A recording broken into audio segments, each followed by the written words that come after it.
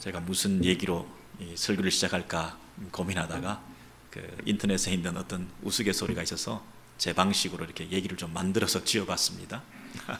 라면이 있는데요, 라면들을 너무너무 좋아하니까 이 라면교라는 게 생겼어요. 라면 종교가 생겼는데, 그래서 이 라면교에서 이 사단, 사이비, 이단들이 요즘 많이 생기고 있다. 그래서 그것을 경고하는 그런 말들이 많이 생기는데, 예를 들면 이런 것입니다. 라면에는 그 국물과 면발과 그 김치가 잘 곁들여져서 모든 게 조건이 잘 맞아야 이 삼위일체가 돼야 라면을 제대로 먹는 것이다. 그런데 요즘 보니까 그 국물이 없이 그저 이렇게 비벼가지고 먹는 이런 라면 종류가 생겼는데, 그것은 정통적으로 인정할 수가 없다. 이렇게 안 웃으시죠 지금? 그러는 부류가 있고요. 또 한 가지는 고난을 끝까지 당하면서 끓는 물에 마지막까지 자기 몸을 고난의 자리에 들어가야 되는데, 중간에 자기만 살겠다고, 더 오래 살겠다고 차가운 물에 헹구는 그런 사탄의 무리들이 생겼다. 그래서 이런 것들은 진정한 정통 그 교리라고 말할 수 없다. 이렇게 말하기도 하고, 냄비라고 하는 전통적인 이 공동체를 떠나서 아무데나 가서 뜨거운 물을 받아서 큰 라면에다가 라면을 먹는 부류들이 생겼는데, 그 뜨거운 물이 진짜 하늘에서부터 왔다고 누가 장담할 수 있겠냐? 성령의 역사로 인정할 수 없다. 요즘 보니까 이름도 앞에, 자기 이름 앞에 신이라고 붙여가지고 신라면이니 어쩌니 그러는데, 그런 우상 숭배를 하면 안 된다 이러면서 라면 끓이는 방식에 대해서, 라면 이름에 대해서 괜히 한 것 같아요. 우습지도 않은데, 그죠? 모두 한 회사에서 나온 겁니다. 농모라는 회사에서 나온 건데, 아니 그 한 회사에서 다 나온 거를 가지고 서로 끌어내고, 야 너는 아니야, 넌 가짜야, 뭐 이러면서 라면을 끓이는 방식도 뭐 난 이렇게 끓이니까 맛있다, 이렇게 끓이면 맛없다, 그렇게 하면 가짜야, 뭐 이러는. 여러분, 라면 끓이는 방식 한 가지만 가지고도 사람을 나누는 거 있죠. 원수지겠더라고요. 여러분, 이 한국의 대통령이 미국에 왔다고 지난주에 들었는데요, 뭐 피켓 들고 오면 반대하는 사람도 생기고, 아마 더 심하게 그냥 반대해줘야 된다, 정말 뽐때려 보여준다, 이런 사람도 생기고, 정말 그 이 다양성이 그 너무 익스트림하게 서로 벌어지니까, 양극화 현상 속에서 과연 이 서로가 하나가 된다고 하는 것이 얼마나 어려울까. 여러분, 라면 끓이는 방식 한 가지만 가지고도 마음이 이렇게 나눠지는데, 여러분, 이 한국 사람들끼리 모여가지고 이민사에서 하나가 돼보자, 한인회가 하나가 될 수 있을지, 아이고 우리 노인들끼리만 모여가지고 노인회를 조성해서 이 안에 정말 하나 될 수가 있을지, 아이고 우리 고향 사람들끼리 모여가지고 향후회를 만들었는데 과연 하나가 될 수가 있을지, 학교 우리끼리 출신 그 동창회를 만들어서 우리끼리 하나가 될 수가 있을지, 우와 교회 예수 믿는 사람들끼리 모여서 교회도 또 이 부류마다 여기 출신들끼리 교회를 만들고, 이런 뭐 체육인들끼리, 탤런트들끼리, 연예인들끼리 모여서 또 한 교회를 만들고, 이러면서 와 이런 고향을 중심으로 교회도 생기기도 하고, 뭐 이러면서 이 교회가 말이죠, 그렇게라도 해서 하나가 돼보려고, 한 마음이 돼보려고 이렇게 모였지만은 서로 이 안에서도 라면 끓이는 방식 때문에 원수가 되고, 정치적인 이해관계에 따라 서로 대적이 되고, 의견이 다르고, 이러면서 서로 마음이 하나가 된다고 하는 것이 이제는 참으로 힘든 일이 되었다. 요원한 일이 되었다. 한국과 미국이 여러분 하나가 된다는 거, 성도들이 교회 안에서 하나가 된다는 거, 이것이 그렇게 이제는 힘든 일이 되고야 만 것인가. 와, 어떡하죠 여러분?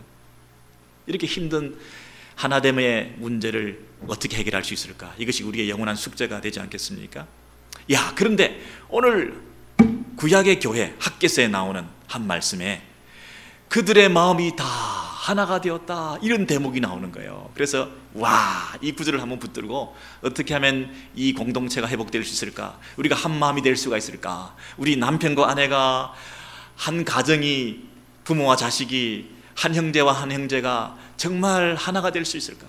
한 마음이 된다는 것이 너무나 어려운데 이것이 어떻게 가능한가? 오늘 이 학개서 1장 14절과 15절에 나와 있는 말씀을 통해서 우리가 먼저 해결의 실마리를 한번 찾아보기를 원합니다. 이 본문을 보시면 이런 말씀이 있죠. 학개서 1장 14절 15절에 여호와께서 스알디엘의 아들 유다 총독 스룹바벨의 마음과, 이런 마음이라는 단어 보이십니까? 여호사닥의 아들 대제사장 여호수아의 마음과, 남은 바 어떤 백성? 모든 백성의 마음을. 여러분, 단어가 중복되고 있는 것은 저자가 우리에게 강조하고 있는 것입니다. 마음이 문제다, 이 얘기 아닙니까? 마음이 하나 되는 것이 문제다. 누구? 총독 스룹바벨의 마음, 정치적인 사람입니다. 여호사닥의 아들 대제사장 여호수아의 마음, 종교적인 사람입니다. 그리고 위아래 할 것 없이 모든 백성들의 마음을 흥분시키셨다. 흥분시켰다는 얘기는 감정적으로 격동시켰다는 뜻이 아니라 어떤 지적인 깨달음을 통해서 하나님의 뜻을 깨닫고 그 마음이 하나가 되었다. 말씀을 통해서 그 마음에 감동이 임한 것입니다. 마음이 감동되어서 이제 격동시켰다. 흔들어 놓았다는 거죠. 그 마음을 막 흔들어 놓았더니, 그래서 그들 모두가 다 한 마음이 되었다. 그들이 와서 이제는 어떻게 되었습니까? 만군의 여호와 그들의 하나님의 성전 건축 역사를 이제 시작하였으니 그랬습니다. 여러분, 한 가지 마음을 가지고 한 가지 일에, 그리고 한 때에, 한 시에, 언제? 때는 다리오 왕 2년 6월 24일이었더라 이렇게 말합니다. 여러분, 6월 24일이었더라. 여러분, 6.25 전쟁 6월 25일, 와, 그 날짜가 기억나는 것처럼, 8.15 기억나는 것처럼, 여러분 911 기억나는 것처럼, 여러분 그 날짜가 기억난다. 굳이 그날이 6월 24일이었더라 이렇게 기록해 놓은 이유가 뭐겠습니까? 이게 역사적인 날이다. 후대에 오고 오는 세대의 독자들로 하여금 이 날은 정말 기억할 만한 날이다, 그 얘기 아닙니까? 6월 24일을 시작으로 해서 새로운 일이 벌어졌다. 어떤 일? 우리 모두가 하나가 되어서 한 마음으로 달려간 그런 시작점이 된 날이다. 기억할 만한 날이다, 이런 얘기 아닙니까? 그런데 6월 24일은 여러분 추수 때입니다. 이제 7월 달에는 각종 종교적인 행사들이 많습니다. 대속죄일이 막 다가오고 있죠. 초막절이 뭐 한 주 동안 지켜야 되죠. 지금 엄청난 그런 일들이 막 있는데, 이제 6월까지 이 추수를 다 마쳐야 됩니다. 너무너무 급할 때입니다. 이 추수는 그때 마치지 않으면 그 수확량이 얼마나 손해를 봅니까? 6월 이때는 가장 추수 때문에 바쁜 그때인데, 그동안 이 이스라엘 백성들이 뒤로 미루어왔습니다. 지금은 때가 아닙니다. 우리가 먹고 살기 바쁩니다. 지금은 이럴 때가 아닙니다. 그렇게 하면서 때가 아닙니다. 이렇게 성전 건축을 미루어왔던 이스라엘 백성들이 어떻게 된 일인지, 오히려 가장 급할 때에 이 일을 시작했다는 것입니다. 가장 힘들 때에, 가장 여유가 없을 때에 이 일을 시작했다는 것입니다. 왜? 한 마음이 되니까. 그들의 마음이 하나님께서 감동시켜 주셔서 대제사장도, 그리고 총독도, 모든 백성들도 다 한 마음으로 바뀌게 되니까, 그동안 급한 일로 미루어두었고 나중입니다라고 미루어뒀던 그들이 오히려 이제 가장 급한 추수 때에 이 일을 해야 됩니다. 성전 건축을 향해서 함께 달려가자, 함께 손잡고 한 마음으로 달려가는 이런 일이 벌어지게 되었다는 것입니다. 기적적인 일입니다. 여러분, 오늘 이 날이 저와 여러분 가운데도 시작될 수 있기를 주의 이름으로 축원합니다. 가정마다 남편과 아내가, 부모 자식이 서로 아니다, 지금은 아니다, 뒤로 미루고 한 마음이 되지 못하고 함께 손잡고 하나님 일을 위해서 한 가지 목적을 향해서 달려가지 못하고 서로 바쁘게 분주하게 각각 뛰어다니는 이런 오합지졸의 삶이 아니라, 중구난방하는 이런 삶이 아니라, 서로 다 다른 생각과 마음을 가지고 따로따로 놀고 있는 이런 가정이 아니라, 이런 공동체가 아니라, 여러분 바로 이 날에 우리가, 하나님께서 우리 한 마음으로 우리를 묶어주셔가지고 한 마음이 되어서 한 가지 일에 집중해서 한 날 출발할 수 있는 그런 역사가 있다면, 저와 여러분의 인생 가운데, 그리고 여러분의 가정과 우리 교회 역사 가운데 바로 이 날이다 라고 기억될 만한 그런 역사적인 날이 되기를 소원하는 것입니다. 여러분, 그 날이 되기를 원하지 않습니까? 그럼 어떻게 하면 이런 일이 벌어지게 될 수 있나? 어떻게 하면 이런 일이 가능한가? 불가능해 보이는, 사람이 마음이 하나가 된다고 하는 것이 불가능해 보이는, 위와 아래와 종교와 정치와 모든 이해관계에 따라서 얽혀있는 이 집단들이 어느 날 모두가 한 마음이 된다고 하는 것은, 그리고 그것도 한 가지 목적을 향해서 달려간다고 하는 것은, 그리고 그것도 한 시간에 출발할 수 있다고 하는 것은 어떻게 가능한 일인가? 이런 일들이 우리 가운데 있어야 될 텐데 어떻게 하면 그것이 가능한가? 오늘 본문 말씀을 통해서 우리가 확인해 보기를 원하는 것입니다. 먼저 학개서 1장 9절에서 11절 그 첫 번째 말씀을 보시면, 너희가 많은 것을 바랐으나, 이런 본문을 잘 보시기 바랍니다. 적었고, 우리가 expect한 게 굉장히 많습니다. 기대한 게 많습니다. 그러나 그 결과물은 적었다, 그렇게 얘기하죠. 그러나 그 적은 것을, 이게 귀한 것이니까, 모자라는 것이니까, 그나마 적은 것을 얻었으니까 이것을 나를 위해서 쓰겠다, 우리 집으로 가져왔다, 그렇게 지난주에 얘기하지 않았습니까? 그나마 그것이라도 가지고 와야 내가 먹고 살지, 집으로 가져왔습니다. 그랬더니 하나님께서 그것을 불어버리셨다고 그러지 않았습니까? 그것마저도 날려버리셨다. 아니 이게 어떻게 된 일입니까? 왜 이런 일이 벌어집니까? 그랬더니 뭐라고 말씀하셨습니까?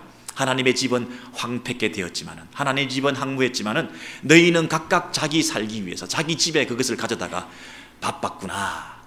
우선순위가 바뀌지 않았느냐? 하나님의 집을 황폐케 만들어 놓고 하나님의 일에는 등한히 하면서 너는 일단 먹고 살아야 되겠다고 그렇게 바쁘게 분주하게 뛰어다녔으니 그것이 문제 아니었느냐? 그러므로 여러분, 인과관계 접속사입니다. 이런 일이 있었기 때문에 이런 결과가 생겼다는 것입니다. 그러므로, 여러분, 이 그러므로 다음에 무슨 내용이 있느냐 하면요, 하늘은 너희로 인하여, 너희가 그렇게 했기 때문에, 너희가 하나님과의 관계에 있어서 그렇게 했기 때문에 결과적으로 너희가 그렇게 한 결과로 이런 일이 벌어지게 되었다, 이렇게 말하잖아요. 어떤 일이 벌어졌습니까? 하늘은 이슬을 거쳤다, 땅은 산물을 거쳤다. 여러분, 비가 안 오는 것은 그나마 괜찮습니다. 비가 안 오더라도 이슬은 내리잖아요. 근데 이슬이 거쳤다는 것은, 이것은 극심한 가뭄을 말한 겁니다. 이거는 예산 일이 아닙니다, 여러분. 여러분, 비가 안 와도 우리는 지금 먹고 살만합니다. 비가 안 와도 우리는 강 건너 불구경하듯이 그렇게 살고 있습니다. 그러나 이슬이 거쳤다, 이슬이 거쳤다. 이건 심각한 겁니다. 이거는 경고로 들으셔야 됩니다. 이것은 어떤 사인이 있는 것입니다. 이것은 나에게 어떤 확성기처럼 하나님께서 말씀해 주시는 음성이 있는 것입니다. 땅은 산물을 거쳤으며 내가 한재를 불러, 하나님께서 가뭄을 불러주셨다는 겁니다. 하나님께서 우리를 부르셨습니다. 그분이 우리를 부르셨는데 그 부르심에 우리가 반응하지 않으니까, 못 들은 척하니까, 그분이 우리를 불렀는데 내가 그 부르심에 반응하지 않으니까 그분이 한재를, 가뭄을 불러다가 그분이 가뭄을 불어줘 우리를 하여금 더 크게 말씀하신다는 겁니다. 그분이 전화를 주셨는데 내가 전화를 안 받으니까 그분이 더 큰 확성기를 가지고 나에게 전화 받아라 라고 말하는 것입니다. 내가 한재를 불렀다. 내가 너를 불렀는데 그 부름에 응답하지 않는 너희들, 내가 한재를 불렀다. 너희가 성전을 황폐케 내버려뒀느냐? 내가 너희를 황폐케 만들 것이다. 이 전을 황묵케 내버려뒀느냐? 너 삶을 황묵케 만들어버릴 것이다. 결과로, 그러므로 이렇게 말하는 것입니다. 여러분, 그러므로 우리는 우리에게 당한 환경적인 일들을 보면서 영적인 일을 볼 수 있는 통찰력을 가져야 합니다. 이 땅에 있는 여러 가지 상황들을 보면서 이것이 나와 하나님과의 관계에서 비롯된 일일 수 있다고 하는 사실에 대해서 영적 자각이 있으셔야 됩니다. 이것이 우리의 마음이 움직일 수 있는 길입니다. 굳어 있었습니다. 고집스러웠습니다. 에이, 우연이야. 뭐 그런 일이 있다고, 뭐 그럴 수도 있지. 그렇게 내 마음이 완강하게 닫혀 있었는데 그 마음이 열려질 수 있는 것은, 영적 감각이 회복될 수 있는 길은 이 모든 일들 가운데 하나님께서 개입하고 계신다는 사실, 나와 하나님과의 관계에서부터 비롯된 이런 땅의, 세상의 육신적인, 인간적인, 일상적인, 자연적인 우연을 가장하고 찾아오는 하나님의 음성과 경고가 있다는 사실에 대해서 눈뜨게 될 때 내 마음이 녹아지게 되는 것입니다. 그 하나님을 두려워하고 경외하게 되는 것입니다. 그런데 그 영역이 얼마나 전방위적으로 모든 면에서 포괄적으로 임하게 되는지를 네가 눈을 뜨고 생각해봐라. 네가 산에 올라가느냐, 네가 땅에 거하느냐, 하나님께서 이렇게 여러 가지 면에서 열거하면서 우리에게 말씀해 주시는 거예요. 이렇게까지 한 군데 한 군데를 다 짚어주시면서 이 땅에 네가 산에 올라가 봐라. 곡물을 봐라, 포도주를 봐라, 그리고 기름을 봐라. 그게 다 이 한재가 깃들어 있지 않냐? 가뭄이 깃들어져 있지 않냐? 네가 눈 감고 피하고 애서 외면하고 싶다 하더라도 너 인생에 임한 이 영적 가뭄에 대해서 네가 더 이상 둔감하지 않을 수 없는 사실적인 이런 현상들이 나타나고 있지 않냐? 이렇게 만성적인 적자가 계속되고 있니? 아프지 않은 곳이 없는 몸의 건강 상태가 이렇게 문제가 생기고 있니? 이렇게 불경기가 이 땅에 계속되고 있는 어려움 속에서 고전하고 있니? 이렇게 해결되지 않고 있는 여러 가지 문제들 속에서 진통하고 있는 너의 근본적인 문제가 어디에 있니? 이 땅이 근본적으로 지금 몸살하고 있는 이유가 뭐야? 이 나라와 민족이 이렇게 흘러가고 있는 그 이유가 뭔지 아니? 이 공동체가, 너희 가정이, 너희 인생이 이렇게 밑빠진 독과 같이 물붓기를 계속하지만 물이 차오르지 않고 있는 그 이유가 뭔지 아니? 구멍 뚫린 전대와 같이 아무리 쏟아부어도 계속 빠져나가는 너의 그 경제 상태와 너의 영적인, 경제적인 그 관계에 대해서 생각해 본 적이 있니? 네가 지금 하나님의 축복을 받고 하나님께서 부어주시는 은혜가 있었다고 한다면 네가 하나님 앞에 바로 선 거야. 그냥 우연히 복 받은 거 아니야. 우연히 경제적으로 내가 가난을 극복한 거 아니야. 우연히 그 사람을 만난 거 아니야. 우연히 그 사람을 통해서 선대받은 게 아니야. 네가 하나님 앞에서 그래도 감사함으로 드렸던 게 있기 때문 아니냐. 내가 그거 모르는 줄 아냐. 너는 이만큼 드렸지만 내가 이만큼 축복해 준 거 너 모르냐. 이게 하나님 은혜인지 모르냐. 네가 하나님의 인색했냐. 그 인색함 때문에 네가 지금 이렇게 많은 손해를 보고 있는데 그 손해가 너의 그 인색함 때문인지를 기억 안 나냐? 우선순위를 하나님 앞에 드려서 먼저 그 전을 건축하는 쪽으로 내 생명을 다하여 그 일에 진력하지 않고 마음이 다 나눠져 가지고 다 핑계대면서 지금은 때가 아닙니다. 그리고 미루어 두었던 그 결과로 지금 네가 이런 한절을 만나지 않느냐?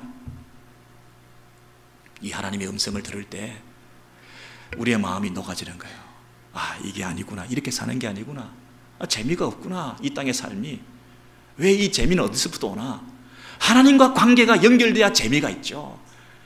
내 삶에 왜 기쁨이 없나? 하나님과 관계가 연결돼야 그분이 주신 기쁨이 있죠. 내 마음이 이렇게 불안하나? 하나님과 관계가 연결돼야 평화가 있죠. 진정한 샬롬이 있죠.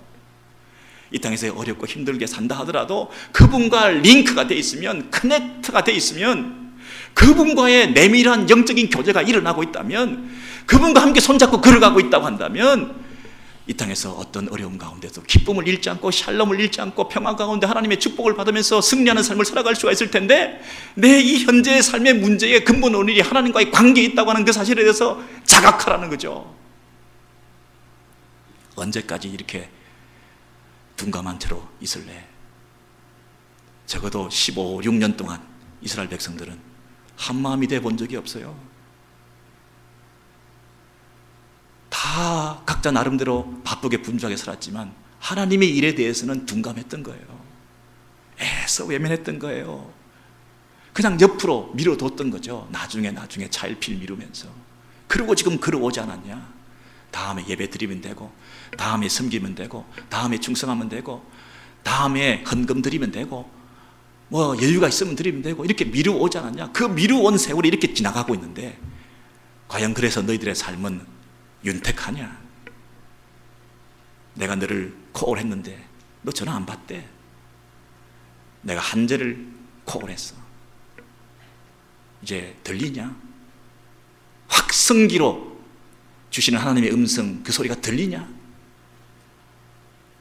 여러분, 그래서 이 환경을 통해서 우리에게 하나님께서 말씀하시고 계신다 하는 사실에 우리가 눈을 뜨게 될 때 우리의 마음이 녹아지는 거예요. 우연이다. 뭐 그런 거야. 세상이 뭐 그냥 그런 거지. 뭐 하나님의 개입이 어디 있어? 그렇게 생각하고 살다가 온 천지 만물에 임하신 하나님의 그 경고의 음성, 책망의 음성을 들으면서 아, 내 마음이 녹아지는 거예요. 하나님 살아계시구나. 정신 차려야 되겠구나. 영적인 감각을 회복하는 거예요. 그랬을 때 우리가 다 한 마음이 될 수가 있어요. 나만의 문제가 아니구나. 이게 전체의 문제구나. 우리들의 문제구나. 하나님께서 우리 공동체, 우리 가정에 이 자각을 깨워주시는 하나님의 손길이 있구나. 우리 각성하자, 경성하자, 함께 손잡고 기도하자. 우리가 깨어있자. 이렇게 영적인 잠에서 이렇게 더 이상 잠들어 있으면 안 돼. 너와 나의 관계 속에서 하나님이 일하시고 계심을 우리가 믿고 함께 손잡고 이 일에 대해서 하나님 앞에 부르짖는 새로운 기도의 시간을 가지자. 그랬을 때 우리가 하나가 되는 거예요.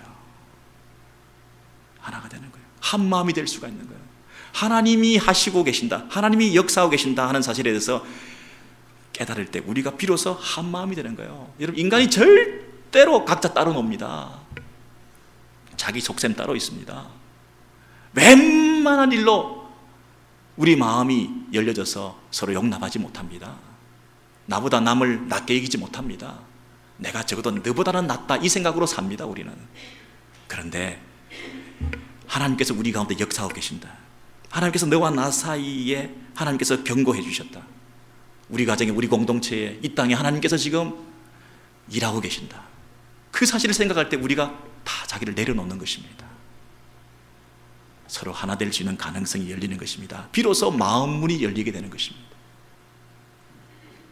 여러분, 이런 은혜가 환경을 바라보시면서 여러분의 현재 실상을, 세상에 살아가는 삶의 일상적인 삶을 바라보시면서 그 가운데 하나님께서 나에게 주시는 음성이 있고 또 그것을 통해서 우리를 일깨우기 원하시고 우리가 다 하나 되기를 원하신다고 하는 그 하나님의 음성을 들으시는 축복이 있으시기를 바랍니다. 두 번째로는 하나님께서 어떻게 우리의 마음을 열어주시느냐 하면 학개서 1장 12절의 말씀에 이런 말씀이 있죠. 1장 12절입니다. 스알디엘의 아들 스룹바벨과 여호사닥의 아들 대제사장 여호수아와 남은 바 모든 백성이 그 하나님의 여호와의 목소리와 선지자 학개의 말을 청종하였으니 이는 그들의 하나님, 여러분 그들의 하나님의 밑줄 쳐 있죠? 예, 그들의 하나님 여호와께서 그를 보내셨음을 인함이라. 백성이 다 여호와를 경외하며. 여러분, 그들의 하나님이라는 말이 두 번이나 반복해서 나왔습니다. 그들의 하나님, 그들의 하나님. 그런데 14절에서 스룹바벨의 마음과, 보시고 계시나요? 14절에서 스룹바벨의 마음과 그 다음에 여호수아의 마음과 그리고 남은 바 모든 백성의 마음을 하나님께서 감동시키셔서 그들이 하나가 되었다 이렇게 얘기하지 않았습니까? 근데 그 마음이 하나가 되게 하기 위해서는 지금 스룹바벨과 12절에 다시 가시면 스룹바벨과 그리고 여호수아와 그리고 모든 백성이 그랬어요. 그러니까 그들이 지금 12절에서 그 하나님 여호와의 목소리를 들었을 때에 그 마음의 변화가 일어났다는 얘기를 하는 거잖아요. 그렇지 않습니까? 12절에서 스룹바벨과 여호수아와 백성이 하나님의 목소리와 선지자 학개의 말씀을 듣고 순종하였으니 이라죠. 그래서 그 말씀을 받았기 때문에 그들의 마음이 바뀐 거잖아요. 그렇죠? 그런데 그 관계에서 그들의 하나님이라는 단어를 쓰고 있어요. 여러분, 제3자가 저 백성들의 하나님이 여호와야, 그 하나님의 백성들은 저들이야 하는 제3자 입장에서 그들의 하나님 여호와 이렇게 얘기를 한다는 것은 그들과 하나님 사이의 관계성을 이미 깔고 있는 거예요. 그들과 하나님 사이의 그 관계, 그들의 하나님, 그들의 백성, 이 관계를 통해서 하나님께서 말씀을 하시는데요. 누구를 보내주셨다고 말씀합니까? 그들의 하나님 여호와께서 그를 보내셨음을 인함이라. 그를 보내셨음을 인하니라. 그를 보내셨는데 그가 누굽니까? 학개 선지자죠. 학개 선지자를 보냈는데 그 학개 선지자가 뭘 했습니까? 학개 선지자의 말을 받아들였다 그러죠. 여호와의 목소리와 학개 선지자의 말이 별개의 것이 아니라 같은 건데 하나님의 목소리를 대변하는 그 학개 선지자를 보내주셨고 그 보냄받은 그 학개 선지자가 하나님의 말씀을 전했을 때에 그 말씀을 그들이 받았다는 거죠. 이해되십니까? 여호와의 목소리와 선지자 학개의 말을 청종하였으니 이는 그들의 하나님 여호와께서 학개 선지자를 보내셨음을 인함이라. 그래서 그 하나님을 경외했다 그랬습니다. 여러분, 하나님을 경외했다, 하나님을 예배했다, 하나님과의 관계가 회복되었다는 것입니다. 여러분, 저를 보십시오. 하나님이 계십니다. 우리가 있습니다. 그런데 이 관계라고 하는 것은 뭐 그냥 그런 관계인 줄 알았습니다. 그런데 하나님께서 찾아오셨다, 그리고 말씀하신다 하는 것을 통해서 아, 그분이 우리 하나님이구나, 이 커뮤니케이션을 통해서, 소통함을 통해서 하나님께서 나에게 말씀하시네. 인격적인 하나님께서 나에게 음성을 들려주시네. 목소리를 들었습니다. 하나님 멀리 떠나 계시는 초월자가 아니라 그분이 찾아오셔서 나하고 커뮤니케이션을 하고 계시는 살아계신 하나님이시네. 그분이 나에게 말씀하시네. 그분이 나에게 사람을 보내셨네. 그 사람을 통해서 하나님께서 말씀을 주시네 하는 그 관계가 회복되었다는 것입니다. 관계가. 그래서 그 하나님을 향해서 경외했다 그랬습니다. 예배로 드러나는 거죠. 어떤 분이 집에 유언장이 하나 있습니다. 유언장이 하나 있는데 아버지가 유언을 나에게 한 거예요, 아들이. 그런데 그 아버지하고 관계도 별로 안 좋았고 아버지 얼굴도 별로 기억도 안 나고, 그래서 그 유언장을 그냥 그런가 보다 하고 던져놨습니다. 근데 자기가 아이를 낳아보고 애비가 돼보고 옛날에 나빴던 그 기억들도 아버지를 이해하게 되고, 그래서 아버지가 쓰시던 성경책도 이렇게 때가 묻은 걸 보니까 새삼스럽게 와닿고, 어느 날 그 아버지가 쓴 유언장이라고 하는 걸 보니까 돈 한 푼도 안 남겨놓은 거지만은 정직하게 살아라, 신실하게 살아라 내 아들아 했던 그 눈물 없이는 읽을 수 없는 이 하나님과 그 자녀가 관계가 회복되는 것처럼, 이 죽어있는 사신신학에 물들어서 이 정통 교리에 빠져가지고 살아있는 생동감 넘치는 교제가 없는 신앙을 가지고 있던 사람들이 이제 그분이 인격적으로 찾아오셔서 나에게 말씀하시고 사람을 보내어서 나를 일깨워 주시고 하는 그 관계를 회복하게 되니까 나의 하나님이라는 고백을 가지고 그 하나님 앞에 지금 예배하게 되었다는 거 아닙니까?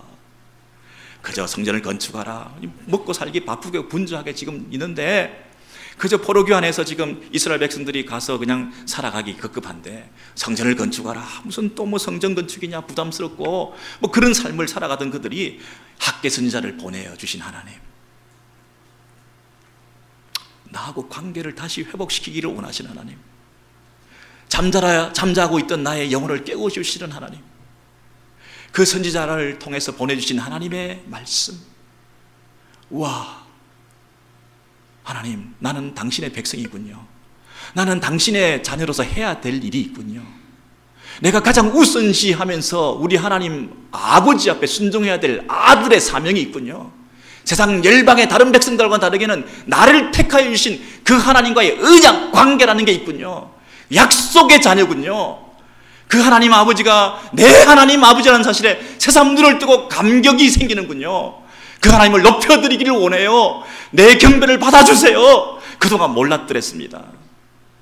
잠자고 있는 내 하나님을 향한 신앙에 하나님께서 감동을 주셔서 우리가 다 하나가 될 수 있는, 하나님의 예배를 회복할 수 있는 이런 축복을 주셨군요. 성전 건축하는 그 순종하는 그것이 중요한 게 아니라 나를 깨워주시고 관계를 회복시켜 주셔서 하나님 앞에 예배가 회복되게 해주신 것 너무나 감사해요. 그러니 하나님을 모시고 하나님을 내 삶과 예배 중심에 모시기 위해서 성전 건축해야죠. 가장 급한 일이죠. 주수술이라 할지라 하더라도 지금 더 급한 일은 하나님을 예배하는 일이죠. 우리가 한 마음이 될 수 있지 않겠습니까?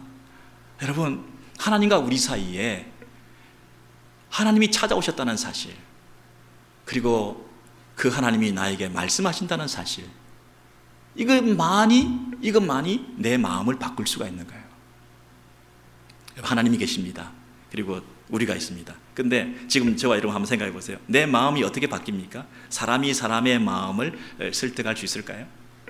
사람이 정에 호소하고 설득해서 사랑을 베풀어서 어떻게 마음이 좀 바뀌는 것 같게는 될 수 있겠지만은 그게 일시적인 거 아닙니까? 조금 지나면 약효가 떨어지지 않습니까? 사람이 사람의 마음을 어떻게 바꿔요? 절대 못 바꿉니다. 여러분도 절대 안 바꿉니다. 내 자존심이 있지 내가 네 말을 듣고 내 마음을 고쳐? 안 돼요. 그럴싸하게 그냥 그런 척하는 거죠. 사람이 내 마음을 바꿀 수 있는 것은 하나님께서만이 내 마음을 바꾸는 거예요. 하나님께서만이 내 마음을 바꾸는데 그 하나님이 어떤 방법으로? 하나님의 말씀을 통해서 바꾸는 거예요. 그런데 하나님께서 그 말씀을 누구를 통해서? 사람을 보내주셔가지고 하나님께서 사람을 보내십니다. 하나님의 방법은 사람인 줄 믿습니다. 하나님의 방법은 사람이에요. 하나님이 사람을 보내세요. 그 사람을 하나님이 보내셨다고 내가 믿어요. 아멘. 그리고 그 사람이 전하는 말씀을 하나님의 말씀으로 내가 받아들여요. 그래서 하나님이 말씀하시니까 내 마음이 바뀌는 거예요. 그 방법 외에는 없다는 거예요. 안 바뀐다는 거예요. 내가 다 잘나맛으로 사는데 어떻게 우리가 하나가 될 수 있습니까?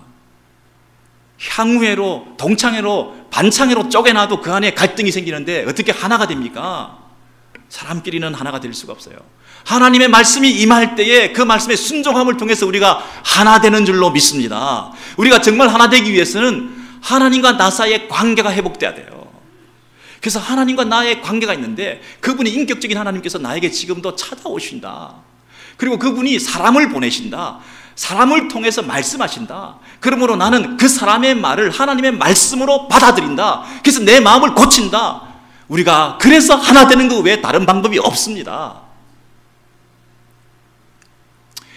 하나님께서 지금 이 방법을 통해서 일하고 계신다는 거예요.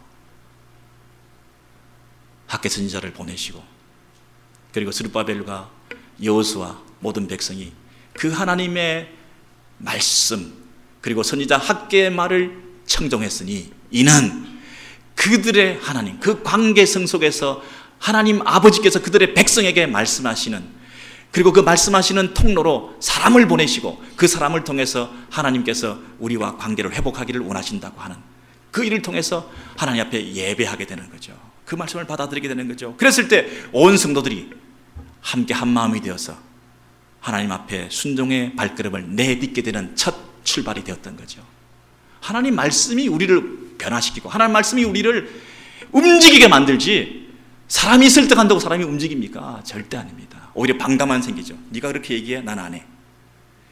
사람의 말로 받으면 저항감만 생기죠. 반감만 생기죠. 알량한 자기 존재감만 드러내려고 오히려 저항하죠. 남편과 아내가 아무리 좋은 말로 충고해도 네가 그렇게 얘기했기 때문에 그 말만 안 했으면 내가 했을 텐데 네가 그렇게 말하는 바람에 내가 안 한다는 게 인간이잖아요.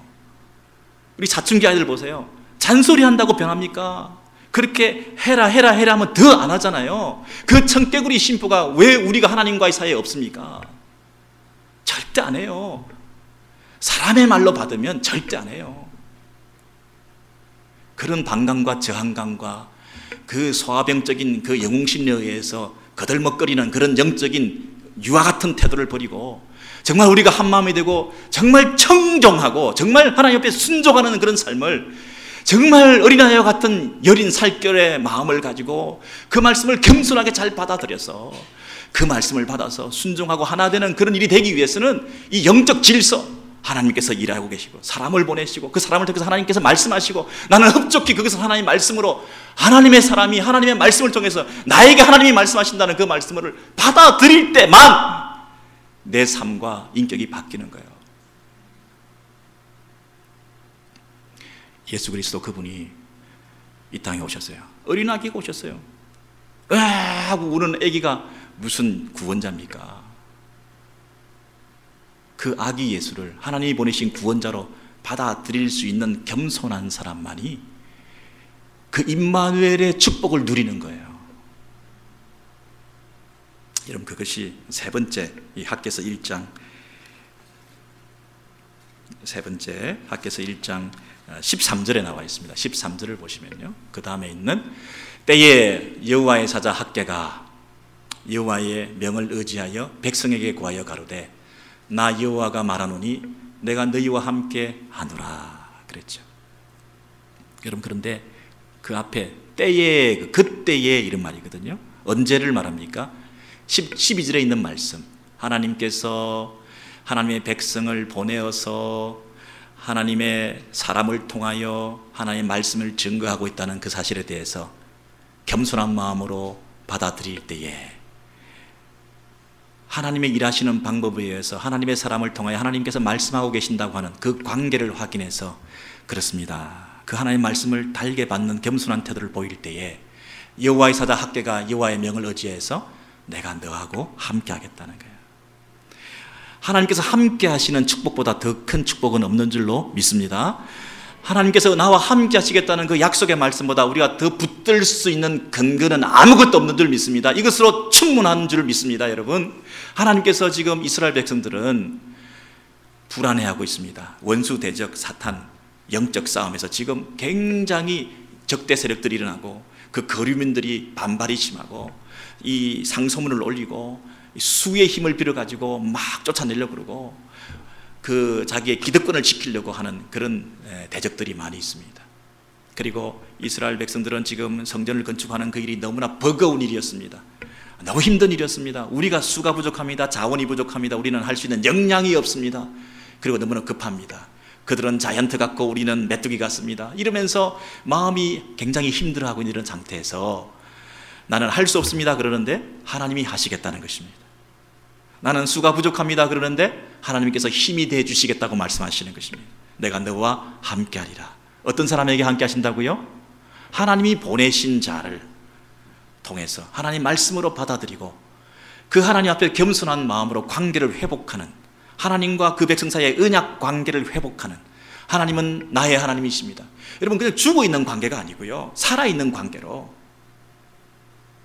그리고 형제들 간의 관계도 여러분, 옆에 여러분이 이렇게 앉아 계시는데 내 형제입니다, 뭐 친척입니다, 자녀입니다. 이 예수 믿는 사람들끼리도 여러분 서로 영적인 교제가 이렇게 있는데 그저 그냥 대충 이렇게 앉아있는 관계들이 될 수 있지 않습니까? 근데 어느 날 그 관계가 회복될 때가 있습니다. 하나님의 자녀구나 우리가.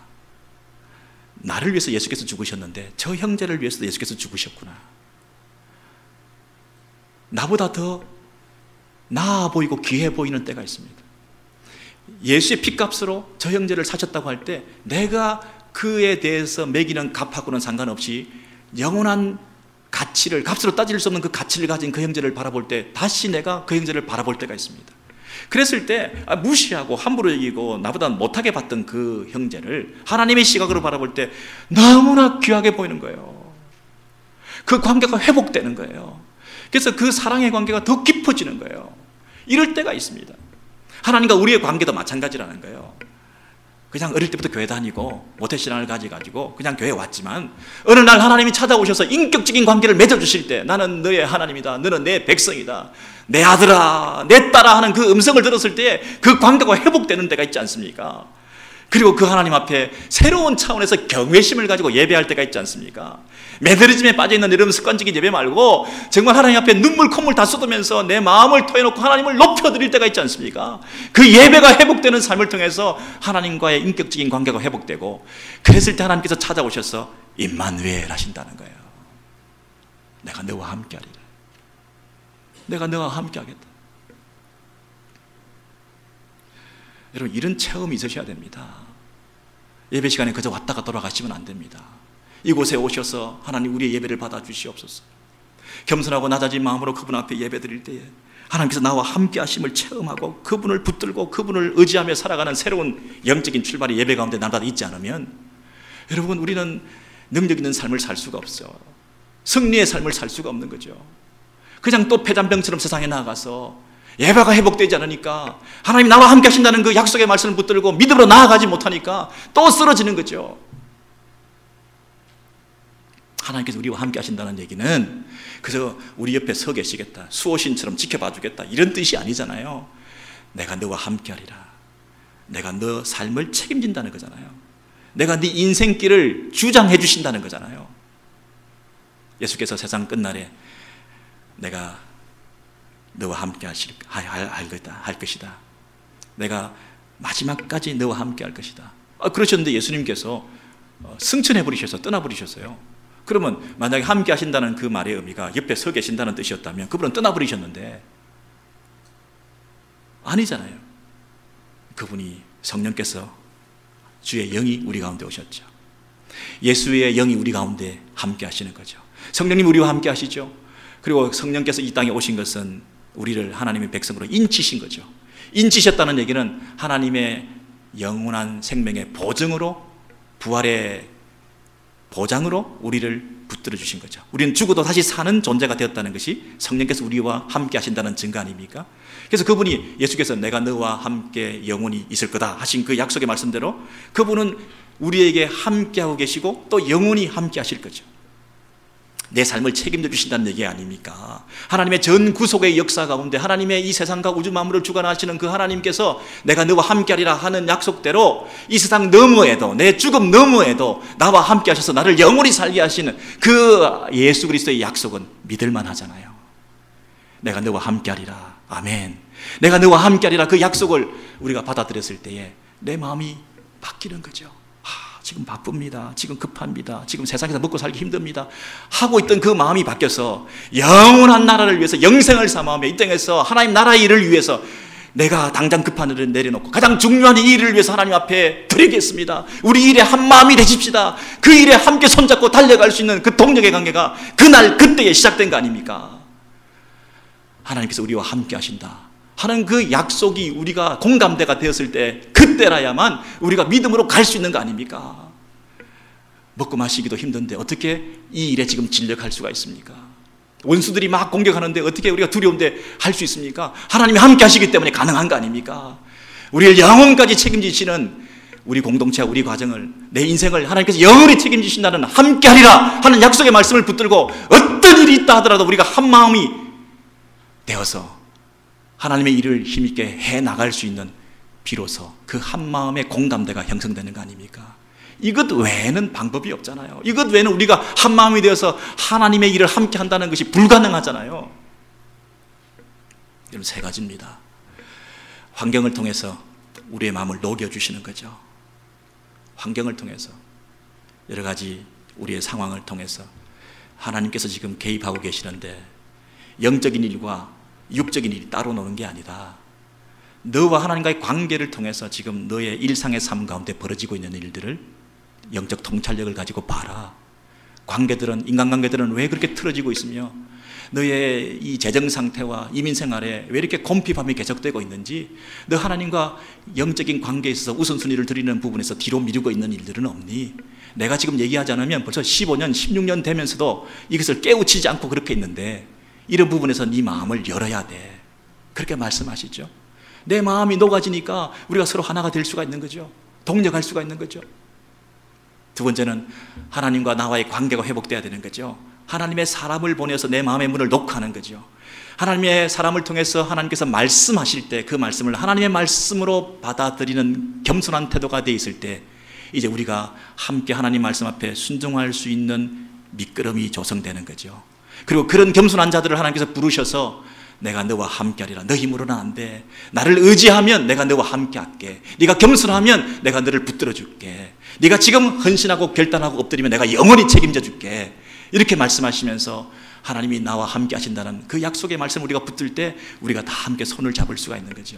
그것 외에 우리가 한 마음이 돼서 동력할 수 있는 길이 있겠습니까? 그것 외에 다른 방법이 있겠습니까? 그것 외에 하나님께서 우리를 통해서 이 땅에서 역사하실 만한 다른 길이 있겠습니까? 하나님께서 기왕 우리를 이곳에 부르셨는데, 이 공동체에 우리를 모아주셨는데, 우리가 정말 한 마음이 돼서 하나님 앞에 달려가는 그 일을 등한히 하고 우리가 마음이 나눠져 있다고 한다면, 우리가 함께 동력하지 못하고 있다면 무슨 헛송세월하고 시간 낭비를 하고 있는 것입니까?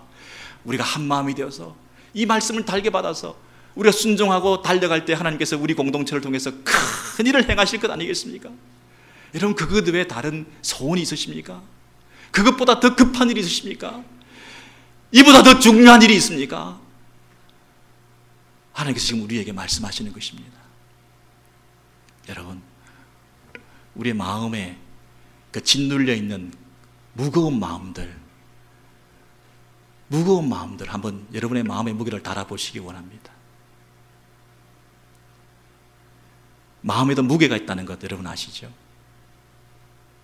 마음이 무거워서 짓눌려 있습니다.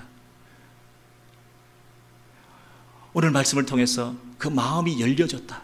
마음이 가벼워졌다. 그 마음을 흥분시켜 주셨다. 그 마음이 감동이 되었다. 그 마음이 움직였다. 그 마음이 새로워졌다. 그 마음의 변화를 받았다. 그 마음이 바뀌지 않고서는 내 삶이 바뀌지 않고 내 인생이, 내 운명이 바뀌어지지 않는데, 내 마음이 바뀌어져야 되는데 이 마음이 짓눌려 있어서 이 무거운 마음 때문에 내가 아무것도 못하고 있고, 아내와 남편과도 하나가 되지 못하고 있고, 형제간의 사랑의 그 간격도 자꾸 벌어져 가고 있고, 15년, 16년 이 상태로 내버려두면 세월만 계속 가면서 그 마음이 열려져서 하나가 되고 함께 손잡고 하는 일을 자꾸 등한히 하는 이 일이 계속될 텐데, 여러분 이 하나님의 경고의 음성을 여러분 듣지 못하십니까? 여러분 북한의 그 지도자가 요즘 뒤뚱뒤뚱 걸어 다니고 있는 그 모습을 보셨죠? 몸무게가 너무 많이 나가는 것 같아요, 그분이. 뭐 그분에 대해서 뭐 호칭을 정식으로 붙여드려야 됩니까? 뭐 국방위원회 제1위원장 동무, 예, 또 뭐 그렇게 호칭을 제대로 붙여야 남북 관계에 도움이 되겠죠, 제가 이렇게. 여러분 그 분께 뭐 그 분인가요? 네, 그 사람 그 아이도 아니고 뭐라고 해야 되는지 그 녀석도 아니고 그 국방위원장께서 그 체중이 너무 많이 나가는 거예요. 과체중이에요. 그러니까 발목이 문제가 생기고, 그래서 발목을 지금 뭐 고치고 있고, 걷는데 뒤뚱뒤뚱하고 걷고 있어요. 그 거구가 무게가 나가지고. 근데 그분이 아무리 권력자고 아무리 독재자라 하더라도 체중을 재는데 자기 대신에 다른 사람 보고 올라와 보라고 할 수 있습니까? 야, 나 힘드니까 네가 내 체중 좀 재봐 하고 자기 대신에 다른 사람이 체중을 재줄 수 있습니까? 자기 건강의 상태를 점검하기 위해서 그 체중을 빼야 되는데 자기가 올라가야 되죠. 아무리 자기가 권력이 있어도 자기 문제는 자기가 올라서서 그 체중을 재야죠. 여러분 마음의 무게를 재보시기 바랍니다. 저와 여러분의 그 마음의 무거운 무게를 한번 재보시고, 내가 그 무게를 재야 돼요. 다른 사람이 재줄 수가 없어요. 마음이 문제인데 이 마음에 이 짓눌려 있는 무게를 내가 재봐야 돼. 내가 무슨 문제가 있는지. 이 무게를 떨쳐버리고 가벼운 마음으로 하나님께서 주시는 말씀을 받아들이고, 하나님께서 찾아오시는 그 손길을 느끼고, 하나님께서 지금도 그 목소리를 우리에게 찾아오셔서 말씀하시는 그 음성에 내가 반응하고 영적인 감각이 회복되어서 하나님 앞에 돌아오는, 내 마음이 열려지는, 내 마음이 가벼워지는, 그래서 정말 날아갈 것 같은 마음을 가지고 함께 동력하고 서로 손잡고 하나님 나라를 위해서 한 가지 목적을 가지고 달려갈 수 있는 이런 하나님의 백성이 되기를 지금 주께서 원하시는 건 아니겠습니까? 이것저것 무거운 짐이 많습니다. 마음이 무거워져서 이런저런 생각 때문에 살아가기도 힘들고, 이런저런 관계도 어렵고, 경제적인 문제, 고통의 문제, 이 재난의 문제, 여러분 이런 가운데서 우리가 너무나 마음이 무거워져 있는 게 사실인데, 내 마음의 무게를 한번 재보시기 바랍니다. 내 문제를 스스로 성찰하시기 바랍니다. 내 문제거든요. 내 마음의 문제거든요. 이 마음을 활짝 열 수 있도록 환경을 통해서, 사람을 통해서, 말씀을 통해서, 그리고 하나님의 함께 하신다는 약속의 말씀을 통해서 우리 마음이 가벼워지시기 바랍니다. 함께 손잡고 달려가시기를 원합니다. 우리 같이 찬송 한 장 드리면서 새로운 결단이 있게 되기를 원합니다.